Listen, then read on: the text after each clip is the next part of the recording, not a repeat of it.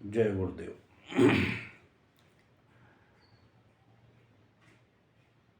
मैंने जैसे विगत वीडियो में आप सभी साधकों को अवगत कराया था कि होलिका अष्टक में मैं विशिष्ट प्रयोगों के माध्यम से आपको अवगत कराऊंगा, जिससे आप सिद्धिदायक स्थिति प्राप्त कर सकें। होलिका अष्टक 17 मार्च से प्रारंभ होने जा रहे हैं, इतवार के दिन से, और होली 24 तारीख को है। तो होली के 8 दिन पहले से होलिका अष्टक प्रारंभ हो जाते हैं।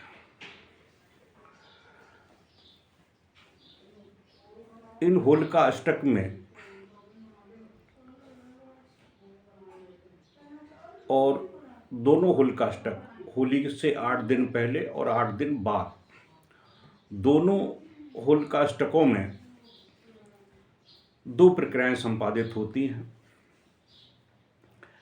पहली प्रक्रिया संपादित होती है होलिका अष्टक से पहले, कि जो तांत्रिक, मांत्रिक, ओझा, तपस्वी और साधक होते हैं, वह होलिका के 8 दिन पहले यानी होलिका अष्टक के दौरान अपनी साधना सिद्धियों का पूरा उपयोग करते हैं, उसे क्रियान्वित रूप देने का प्रयास करते हैं। जैसे किसी के पास ऊपर तंत्र प्रयोग है, या किसी का तंत्र बाधा प्रयोग दूर करना चाहते हैं, या किसी को लाभ देना चाहते हैं और उसकी समस्याओं का निवारण करना चाहते हैं, तो ये होली के 8 दिन का जो समय है, ये श्रेष्ठतम समय है। इस समय आप अपनी साधनाओं का उपयोग करके और उस समस्याओं का निवारण कर सकते हैं। उसके पीछे एक रहस्य भी है कि कई ऐसी साधनाएं और कई ऐसे मंत्र और कई ऐसी विधाएं हैं जो एक बार ही प्रयोग करने पर वो अपना प्रभाव देती हैं, उसके बाद वो निष्फल हो जाती हैं, निष्क्रिय हो जाती हैं। ऐसी स्थिति में साधक उन साधनाओं का इस समय प्रयोग करता है जिससे कि उसका प्रभाव सटीक और प्रमाणिक रूप से हो सके। फिर आगे होलिका के जो 8 दिन हैं, तो होली के दिन से फिर वो 8 दिन पुनः सिद्धि प्राप्त कर लेता है। तो और यहाँ भी है कि यहाँ अगर वो साधना सिद्ध करना चाहता है, तो होली के 8 दिन में, होलिका अष्टक में, वो सावर मंत्रों को, वैदिक मंत्रों को और तंत्र प्रयोगों को वो सिद्ध कर सकता है। यह बहुत ही सिद्धिदायक समय है और बहुत ही महत्वपूर्ण समय है। इसका सभी साधकों को उपयोग करना चाहिए, श्रेष्ठ गुरु के सानिध्य में, सिद्ध साधक के सानिध्य में। मैंने जैसा वचन दिया था कि मैं कुछ होलिका अष्टक के लिए व्यवस्था करूंगा, तो मैं आज एक विशेष चिंतन से आपको अवगत करा रहा हूं कि जैसे मेरे फेसबुक पर सभी ने पढ़ा होगा कि मेरे इस शरीर के माध्यम से गुरु सिद्धि महायंत्र का निर्माण संभव हुआ है, जो चारों युगों में इस प्रकार का यंत्र का निर्माण नहीं हुआ है। जिस प्रकार श्री यंत्र अपने आप में चिरंजीवता लिए हुए साधकों की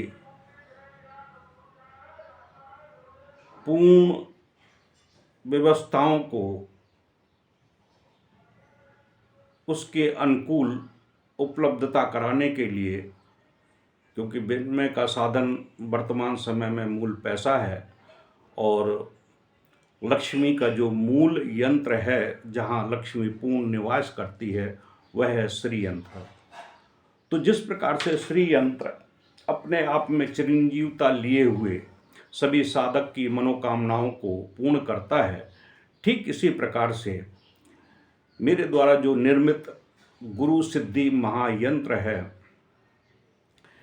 यह महायंत्र अपने आप में इस ब्रह्मांड का श्रेष्ठतम यंत्र है और आने वाले कालांतर में यह यंत्र अपने आप में श्रेष्ठतम स्थिति को स्थापित करेगा और श्री यंत्र के समतुल्य और श्री यंत्र से ऊपर यह अपने आप में श्रेष्ठतम स्थिति को स्थापित करेगा। इस यंत्र के माध्यम से आप ब्रह्मांड की सभी साधनाएं, मैं ब्रह्मांड शब्द कह रहा हूँ, ब्रह्मांड की सभी साधनाएं, जैसे छोटी सी मैं उदाहरण दे दूँ, आप गणपति साधना करना चाहते हैं, सरस्वती साधना करना चाहते हैं, लक्ष्मी साधना करना चाहते हैं, शिव साधना करना चाहते हैं, अप्सरा साधना करना चाहते हैं, याक्षिणी साधना करना चाहते हैं, शमशान साधनाएं करना चाहते हैं, भगवती जगदम्बा की पूर्ण कृपा प्राप्त करना चाहते हैं, किन्नरी साधना करना चाहते हैं, यानी कि साबर मंत्रों को सिद्ध करना चाहते हैं, अन्य किसी प्रकार की जो तंत्र प्रक्रिया संपन्न करना चाहते हैं, 10 महाविद्याओं का इसमें मूल स्थापन है। तो कहने का तात्पर्य यह हुआ कि आप कोई भी साधना संपन्न करना चाहते हैं तो इस यंत्र का उपयोग कर सकते हैं। इस यंत्र को अपने पूजा स्थल पर स्थापन करने के उपरांत किसी यंत्र की आवश्यकता नहीं होती है। केवल श्री यंत्र एक ऐसा है कि हमारा शरीर जो है वो श्री यंत्र युक्त है, इसलिए हमें श्री यंत्र की आवश्यकता पड़ती है कि श्री यंत्र जब तक हमारे उदरस्त नहीं हो जाएगा, शरीर में स्थापित नहीं हो जाएगा, तब तक हमें लक्ष्मी की पूर्ण कृपा प्राप्त नहीं होती है। और जब श्री यंत्र उदरस्त हो जाता है, शरीर में समाहित हो जाता है, योग क्रियाओं के माध्यम से, तंत्र क्रियाओं के माध्यम से, गुरु कृपा के माध्यम से, तो वह व्यक्तित्व श्री युक्त हो जाता है, उसके आगे श्री लग जाता है, श्री युक्त हो जाता है। तो मैं यहाँ गुरु सिद्धि महायंत्र की बात कर रहा था, मैं आपको दिखाना चाहता हूँ कि यह श्री यंत्र है। श्री यंत्र की जगह लेने वाला गुरु सिद्धि महायंत्र, यह यंत्र अपने आप में श्रेष्ठतम स्थिति लिए हुए है। यह ऐसा यंत्र है, इसमें आप ब्रह्मांड की सारी साधनाएं संपन्न कर सकते हैं।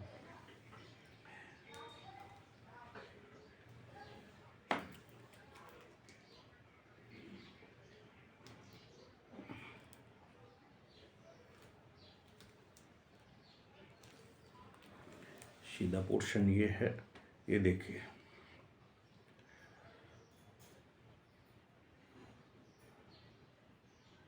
इस यंत्र में 24 कैरेट गोल्ड की पॉलिशिंग की गई है, ताम पात्र पर स्थापित है। तो यह यंत्र अपने आप में श्रेष्ठतम स्थिति लिए है। इस यंत्र की जो प्राण प्रतिष्ठा की विधि है वह अत्यंत गोपनीय है, क्योंकि यह केवल मेरे द्वारा ही इसकी प्राण प्रतिष्ठा संभव है। क्योंकि इसमें जो गुणतम स्थिति है उसको मैंने थोड़ा सा प्रकाश डाला है फेसबुक पर, लेकिन लोग बागों ने इसकी कॉपी करके गलत तरीके से बहुत कम मूल्य पर लोगों को सेल करना शुरू कर दिया था। इस वजह से मैंने पिछले साल इसको पूर्णतः अवरुद्ध कर दिया था। मैंने इसके पूजन की प्रक्रिया का प्रकरण केवल एक चरण दिया है, दूसरा चरण अभी स्पष्ट नहीं किया है साधकों को, क्योंकि मेरे मन में खिन्नता आ गई थी।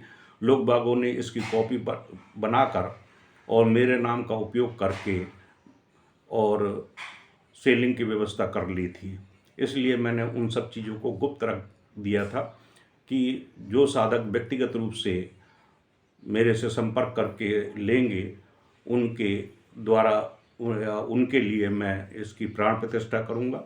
उनके नाम, उनके गोत्र और उनकी बॉडी वाइब्रेशन से और इस यंत्र की जो वाइब्रेशन है प्राण प्रतिष्ठा के उपरांत, जिसमें ब्रह्मांड की सभी साधनाएं संपन्न की जा सकती हैं, को एकाकार स्थिति यानी कि साधक की बॉडी वाइब्रेशन और इस यंत्र की बॉडी वाइब्रेशन की इक्वलिटी, एकाकार स्थिति पैदा होती है, तब उस साधक को यह यंत्र पूर्णता के साथ में लाभ देता है। घर में रखते ही उसकी कुंडली ऊर्ध्वगामी होना शुरू हो जाती है, पूर्ण चैतन्यता प्राप्त होना शुरू हो जाती है, और गुरु की कृपा तो स्वाभाविक रूप से प्राप्त होती है। गुरु के प्रत्यक्ष दर्शन संभव हैं। जो साधक परमहंस स्वामी निखिलेश्वरानंद जी को साक्षात्कार करना चाहते हैं, उनसे तादात्म्य स्थापित करना चाहते हैं डॉक्टर नारायण दत्त श्रीमाली जी से, तो उनकी मूल आत्मा को हमने इसमें स्थापित किया हुआ है। बहुत से साधकों ने, मेरे पास में रिकॉर्डिंग भी है, ऑडियो वीडियो भी है, जब उन्होंने अपनी अनुभूतियाँ और अपने अनुभव मेरे से शेयर किए हैं कि मुझे गुरुजी के साक्षात दर्शन स्वप्न में हुए हैं, और जब मैं नेत्र बंद करता हूँ और गुरु का आवाहन करता हूँ तो ऐसा लगता है कि गुरु साक्षात मेरे सामने खड़े हैं, और जो मैं प्रश्न गुरु के सामने रखता हूँ उसका उत्तर मेरे हृदय में अपने आप जागृत हो जाता है, जैसे कि गुरुदेव मेरे हृदय में बैठे हुए मुझे उसका उत्तर प्रदान कर रहे हैं। यह एक श्रेष्ठतम स्थिति है। इस यंत्र के माध्यम से गुरु स्थापन की क्रिया स्वाभाविक रूप से संभव हो जाती है। ठीक इसी प्रकार से भगवती जगदम्बा की पूर्ण कृपा प्राप्त करने के लिए यदि चामुंडा साधना करते हैं तो चामुंडा साधना के प्रत्यक्ष दर्शन संभव है। अप्सरा साधना इसमें पूर्णता के साथ संपन्न हो जाती है। जो साधक अप्सरा साधना संपन्न करना चाहते हैं, अप्सराओं से साक्षात्कार करना चाहते हैं, उनमें सहचर की स्थिति प्राप्त करना चाहते हैं, और याक्षिणी साधना संपन्न करना चाहते हैं, याक्षिणी से सहचर करना चाहते हैं, तो इससे प्रत्यक्ष रूप से वह प्रक्रिया संपादित होती है। प्रत्यक्ष रूप से अप्सरा याक्षिणी उसका सहचर प्राप्त करती हैं और प्रदान करती हैं। यह अपने आप में एक श्रेष्ठतम स्थिति है इस ब्रह्मांड के और गुरु कृपा से। इस यंत्र को जब मैं सिद्धाश्रम में ले जाकर सभी गुरुओं के सामने रखा था, तो सिद्धाश्रम में उस समय सभी उपस्थित गुरुओं ने, जबकि सच्चिदानंद जी बैठे थे, परम गुरुदेव बैठे थे, और त्रिजटा गुरु जी बैठे थे, और बहुत से योगी तपस्वी वहाँ पर थे। जब इसकी मैंने व्याख्या वहाँ पर प्रदर्शित की तो वहाँ पर उपस्थित ऋषि मुनि तपस्वियों ने इस यंत्र की भूरी भूरी प्रशंसा की।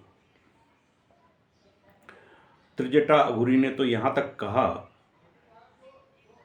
कि निखिल तुम धन्य हो कि तुम्हारे जीवन में ऐसे शिष्य मिले जो काम तुम नहीं कर पाए, तुम्हारे शिष्यों ने करके दिखा दिया। तो गुरुदेव ने बड़ा ही मोहक शब्द बोला कि हर पिता की एक तमन्ना होती है कि उसका पुत्र मेरे से आगे जाए। तो वही एक गुरु की भी कामना होती है कि मेरा शिष्य एक कदम मेरे से आगे जाए। मैं एक घटना का जिक्र कर रहा हूँ। सन 1988 में जोधपुर में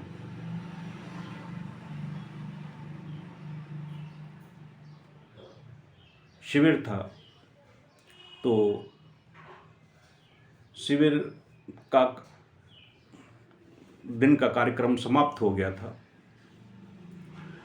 रात्रि को 11 बजे गुरुदेव अपने जो आंगन था, बाहर आंगन चारपाई में लेटे हुए थे। मैं अपन लेट गया था, तब मुझे ऐसा लगा कि गुरुदेव स्मरण कर रहे हैं। तो मैं ऊपर से आश्रम से नीचे उतर के गुरुदेव की तरफ गया, तो देखा गुरुदेव चारपाई पर अपनी ये लाल तौलिया, जैसे मैं रखता हूँ उसी प्रकार गुरुदेव भी रखते थे, अपनी तौलिया सिरहाने रखे हुए, और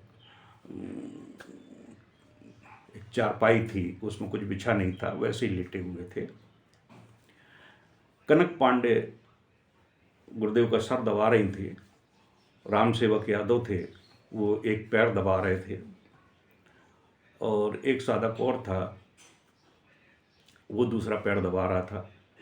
जैसे ही मैं पहुंचा तो गुरुदेव ने कनक से बोला कि ठीक है जा। तो मैं गुरुदेव के चरण स्पर्श करके और गुरुदेव के चरण दबाने लगा। फिर कंधे के पास आ गया तो गुरुदेव हल्के से मेरी तरफ देख के मुस्कुराए, मेरे से बोलते हैं, क्यों रे यादव, कैसा है?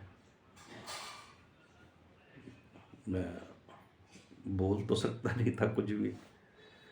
तो अच्छा, तेरी छिन्नमस्ता हो गई ना?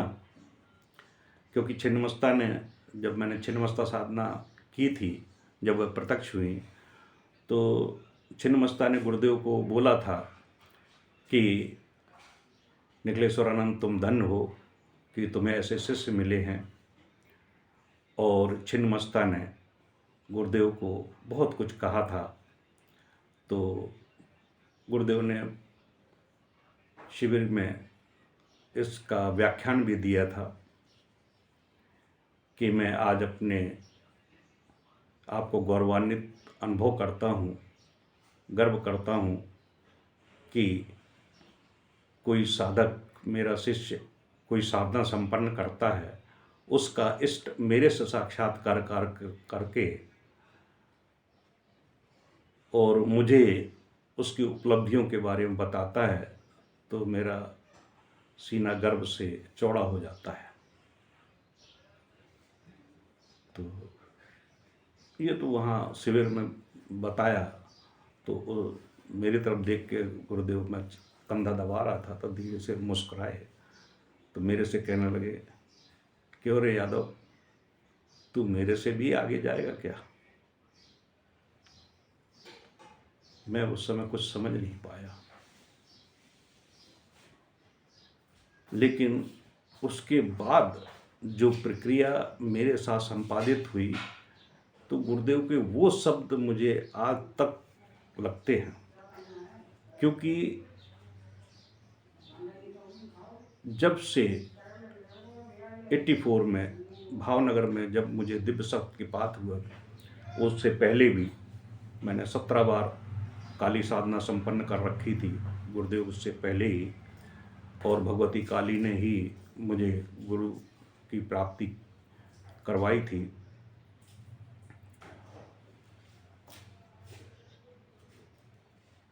तो मैं तब से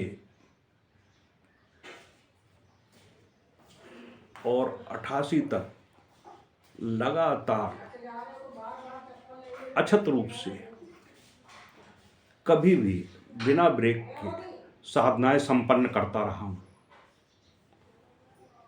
मेरा ब्रेक नहीं हुआ। मेरा केवल एक ही उद्देश्य था, शरीरम साधति या पातति। इसलिए मैं जब एक महाविद्या करता था, दूसरी महाविद्या अपने आप से प्रकट होकर मुझे पूर्व जन्म की सिद्धि का एहसास कराते हुए अपने आप को मेरे प्रति सिद्ध होने का प्रमाण रखती थी। जब छिन्नमस्ता की, मेरी 10वीं महाविद्या थी, छिन्नमस्ता की, तब गुरुदेव ने ये शब्द कहा, तो उसके बाद से अब तक लगा लीजिए, मैं कभी पूर्ण रूप से साधना में बैठकर कार्य नहीं कर सका। क्योंकि उसके बाद में जब तक गुरु रहे, तब तक तो मुझे सेवा कार्य में संलग्न हो गया था। सारा भार साधनाओं गुरु और शिष्यों का मेरे ऊपर आने लगा था। तो वो प्रक्रिया अलग थी कि गुरुदेव का पूरा भार मैं झेल रहा था। साधकों को ज्ञान देना, साधकों को शिविर में सारी व्यवस्थाएं करना, आपने देखा भी होगा वीडियो में, बहुत से वीडियो में देखा होगा। तो वो प्रक्रियाएं ठीक थी, लेकिन उसके बाद में मैं जो चाहता था, उत्तरार्ध की जो साधनाएं थी, जैसे पूर्व जन्म में परकाया प्रवेश वगैरह थी, वायुगमन सिद्धि थी, आदर्शीकरण सिद्धियां थी, ये मेरे को करा रखी थी पूर्व जन्म में। इस जन्म में मैं उनको करना चाहता था, क्योंकि मेरे पूर्व जन्म के 5 जो गुरु भाई थे वो इस जन्म में भी मेरे साथ में बैठकर साधनारत थे। तो जो पूर्व जन्म में मैंने परकाया प्रवेश की, तो एक सचिन सक्सेना थे बरेली के, वो नहीं कर पाए थे। डॉक्टर बनर्जी थे, एक अग्रवाल जी थे, ये मेरे पूर्व जन्म के 5 गुरु भाई थे। तो मुझे उन साधनाओं में परिपक्वता लेनी थी, लेकिन गुरुदेव का जो कथन था वो नहीं हो पाया। नतीजन ये हुआ कि वो प्रैक्टिकल में आज भी मेरी तीनों साधनाएं, अब सीधा समझाना होता है तो सूक्ष्म शरीर के माध्यम से तो जा सकते हैं, लेकिन सशरीर वायुगमन की वो जो कामना थी वह अधूरी रह गई। क्योंकि जब मैंने वज्रौली साधना संपन्न की, तब वज्रौली साधना अपने आप में इस ब्रह्मांड की अद्वितीय साधना है, जिसके माध्यम से ब्रह्मांड की कोई भी शक्ति उस साधक को आक्षेपित नहीं करती है। जैसे कि हनुमान जी ने संपन्न कर रखी है, तो वो चीज़ें होती हैं। और गुरुदेव ने छिन्नमस्ता में वज्रौली साधना का व्याख्यान पूर्ण रूप से दिया था। तो मैं अब इन सारी चीज़ों को अगले वीडियो में स्पष्ट करूंगा। अगर ये वीडियो करूंगा तो बड़ा लंबा हो जाएगा। तो मैं सभी साधकों को यह अवगत करा रहा हूँ, जिन साधकों को यह गुरु यंत्र की आवश्यकता है और वह होलिका अष्टक में साधनारत रहना चाहते हैं, सावर साधना सिद्ध करना चाहते हैं, और भविष्य में अन्य वैदिक और सावर मंत्र साधनाओं में सिद्धि प्राप्त करना चाहते हैं, सिद्ध करना चाहते हैं, तो मेरे द्वारा इस यंत्र को जरूर प्राप्त कर लें। इसकी निछावर राशि व्हाट्सएप पर संपर्क करने के दौरान मैं आपको विदित करा दूंगा, क्योंकि इसकी प्राण प्रतिष्ठा विधि है, उसको चेतन करने के लिए आपको मेरे व्हाट्सएप पर संपर्क करना पड़ेगा। आपको उन चीज़ों को मुझे प्रदान करना पड़ेगा, जिसके माध्यम से मैं आपके नाम गोत्र से इसको प्रतिष्ठित कर सकूं। यह मैंने अभी कुछ मात्रा में एडवांस में तैयार कर लिए हैं। अब होलिका अष्टक में बहुत कम समय रह गया है, इसलिए इस वीडियो को जैसे ही सुने, यदि मन में कामना है, तमन्ना है, तो तुरंत संपर्क करके इस गुरु सिद्धि महायंत्र को प्राप्त करना है। इसके साथ में 2 स्फटिक माला की आवश्यकता पड़ती है। एक स्फटिक माला गले में धारण करने की, दूसरा मंत्र जाप करने के लिए, क्योंकि स्फटिक का जो मदर कैरेक्टर होता है, बेसिक गुण होता है, वह होता है एब्जॉर्प्शन पावर, यानी शोषित करने की प्रक्रिया। आप जो बोल रहे हैं, मंत्र जाप कर रहे हैं, उसको वो ग्रहण कर लेती है, एब्जॉर्ब कर लेती है। एब्जॉर्ब करके दूसरी जो माला होती, गले में होती है वो माला, तो वो फिर आपके बॉडी में ट्रांसफर कर देती है। तो इससे क्या होता है कि इस ब्रह्मांड में आपकी ध्वनि, आपका मंत्र जाप बाहर नहीं विस्तृत हो पाता है, वह एब्जॉर्ब करके, क्योंकि ये 108 मन के होते हैं, 108 मन के अपने आप में आपकी ध्वनि को एब्जॉर्ब करते हैं और ट्रांसफर कर देते हैं। जब ट्रांसफर कर देते हैं तो आपकी ऊर्जा ऊर्ध्वगामी होना शुरू हो जाती है। जब ऊर्जा ऊर्ध्वगामी शुरू हो जाती है तो मूलाधार में जैसे ही, क्योंकि जो मंत्र जाप करते हैं हम मुंह से मंत्र जाप करते हैं, जबकि मुंह से मंत्र जाप करने से कोई लाभ नहीं होता है। जब आप नाभि से मंत्र जाप करना शुरू कर देते हैं तो आपकी ऊर्जा तीव्र गति से ऊर्ध्वगामी होते हुए सारे चक्रों का भेदन करती हुई, क्योंकि मूलाधार और स्वादिष्ठान चक्र गृहस्थ जीवन में लगभग 50% सभी का जागृत रहता है। और मूलाधार से जब आप स्वादिष्ठान चक्र और मणिपुर चक्र में आते हैं तो नाभि मंत्र जाप करने का मतलब, जैसे मैंने कहा कि नाभि से मंत्र जाप होना चाहिए, यानी कि मणिपुर चक्र में जब आपका मंत्र जब स्थापित हो जाता है तो मणिपुर चक्र में यानी नाभि में शरीर के 33,000 नाड़ियाँ आकर मिलती हैं और उस 33,000 नाड़ियों में 3,300 नाड़ियाँ विशेष रूप से प्रधान रूप से कार्य करती हैं और उनमें से 330 नाड़ियाँ जो ऐसी हैं जो हमारे शरीर का संतुलन बनाए रखने में सक्षमता प्रदान करती हैं। इस पर अभी बहुत खोज बाकी है, वैज्ञानिक अभी बहुत खोज करेंगे। फिर क्या होता है कि नाभि में जैसे ही हम मंत्र जाप करते हैं तो नाभि हमारा सृष्टि का स्थान है, क्योंकि जब बालक माँ के गर्भ में होता है तो माँ की नाभि से और बच्चे की नाभि से नाल आपस में जुड़ी हुई होती हैं, तो सारी संचरण प्रक्रिया जो होती है शरीर के निर्माण की वो नाभि से होती है। तो जब हम मंत्र को जाप करते हैं, नाभि से उच्चारित करते हैं, तो वह संचरण प्रक्रिया हमारे शरीर में पूरी रूप से हो जाती है और वहाँ पर जैसे ही मंत्र जाप जाता है तो हमारी 330 नाड़ियाँ चैतन्यता को प्राप्त हो जाती हैं और वहाँ से जो, क्योंकि 330 नाड़ियों में 33 नाड़ियाँ प्रधान हैं जो मूल रूप से हमारे शरीर में रक्त का संचरण करती हैं, उनमें से 3 नाड़ियाँ प्रधान हैं जो मूलाधार से लेकर सहस्त्रार तक जाती हैं और उनका संगम बिंदु आज्ञा चक्र है।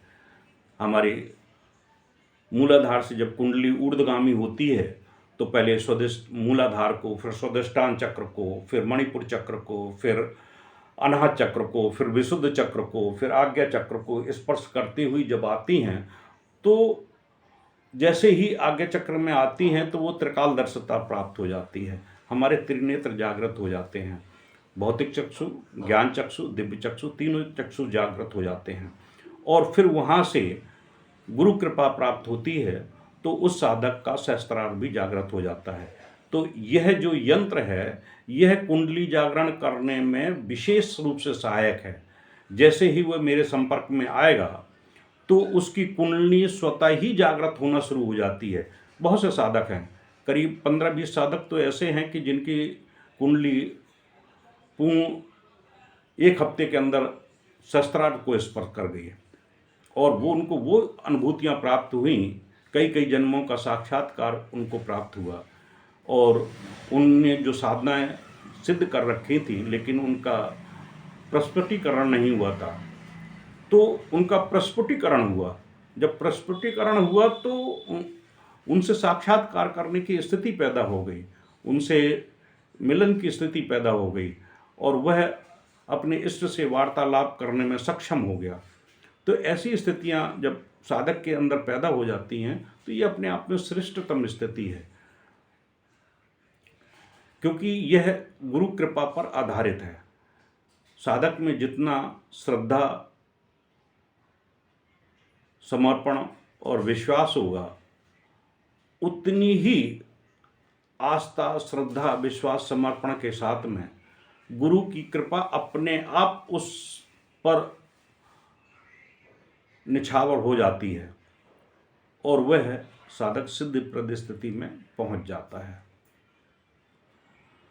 तो मैं अगले वीडियो में और भी इसको स्पष्ट करूंगा, क्योंकि होलिका अष्टक आ रहे हैं तो मैं सावर मंत्रों के बारे में भी आपको अगले वीडियो में बताऊंगा कि किस प्रकार से सावर मंत्र तुरंत सिद्ध होते हैं और जल्दी उसका प्रभाव होता है और उसको स्थायीकरण कैसे ले सकते हैं और उसको कार्य कैसे कर सकते हैं, कैसे उसकी गोपनीयताएं क्या होती हैं, और कैसे हम अपने आप को बचाते हुए निष्प्रय और विदेह रहते हुए हम अपने आप को क्रियान्वित कर सकते हैं।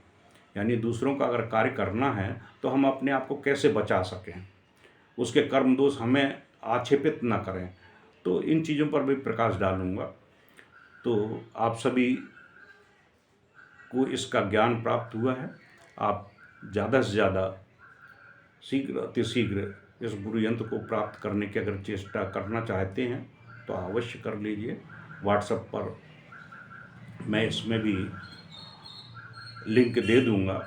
उस लिंक के माध्यम से और विस्तार के माध्यम से आप इस गुरु सिद्धि महायंत्र और स्फटिक माला को आप प्राप्त कर सकते हैं। इस वीडियो को ज़्यादा से ज़्यादा आप साधकों के बीच में शेयर करें, निखिल गोत्र में शेयर करें और लाइक करें। सब्सक्राइब अवश्य कर लें, क्योंकि सब्सक्राइब करने से ये आपको फ़ायदा होगा कि मेरे वीडियो जैसे ही मैं अपलोड करूँगा तो तुरंत आपको उसका नोटिफिकेशन प्राप्त हो जाएगा। इसलिए इस वीडियो को तुरंत सब्सक्राइब कर लें